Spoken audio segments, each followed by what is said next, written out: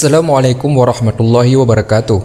Sebelum Allah menciptakan alam yang fana ini dan seluruh isinya, terlebih dulu Allah menciptakan Nur Muhammad sallallahu alaihi wasallam.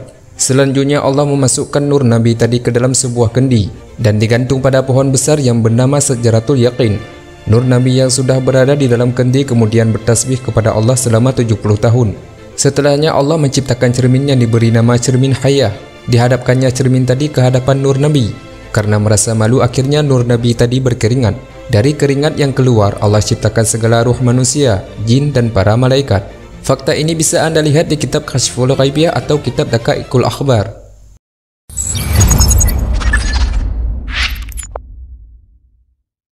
Manusia terdiri atas jasad dan ruh.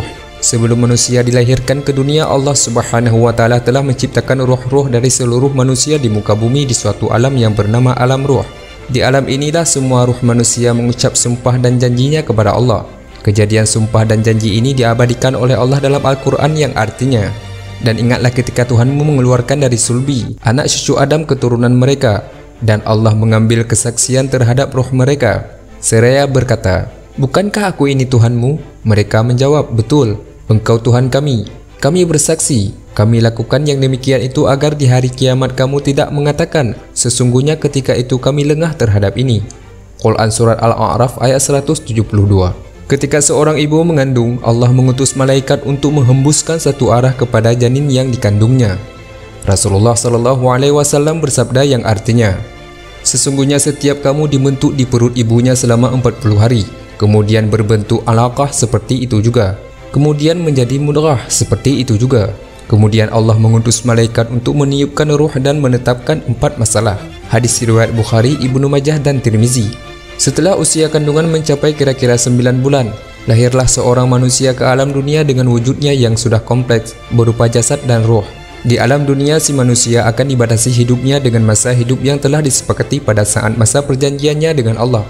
Di alam ini si manusia juga akan diuji dengan tingkatan ujian yang beragam tergantung kemampuannya. Telah Allah jelaskan dalam Al-Quran yang artinya, "Sesungguhnya kami telah menjadikan apa yang ada di bumi sebagai perhiasan baginya untuk kami menguji mereka.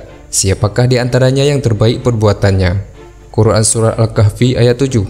Di surat yang lain Allah juga menjelaskan yang artinya, "Dan kami pastikan akan menguji kamu dengan sedikit ketakutan, kelaparan, kekurangan harta, jiwa dan buah-buahan, dan sampaikanlah kabar gembira kepada orang-orang yang sabar." Quran Surah Al-Baqarah ayat 155.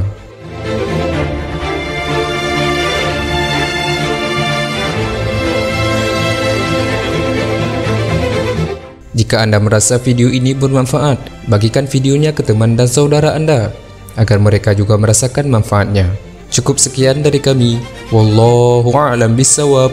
Wassalamualaikum warahmatullahi wabarakatuh.